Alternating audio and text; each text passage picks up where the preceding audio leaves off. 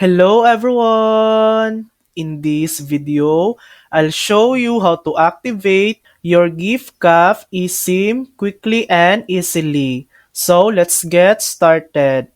First, go to your phone settings, then tap on cellular or mobile data.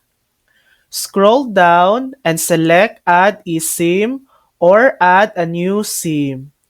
You'll see two options, transfer from nearby iPhone or scan a QR code. Choose scan QR code.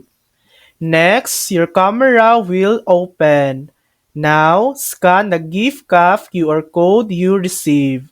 If you don't have it, tap the option at the bottom to enter details manually.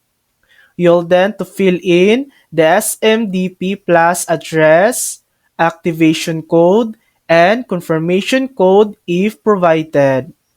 After entering the details, tap Next at the top right corner. And your GiftCaf eSIM should activate in a few seconds. And that's it. That's how you activate your GiftCaf eSIM. Thanks for watching! If this video helped you, please like and subscribe for more helpful tutorials.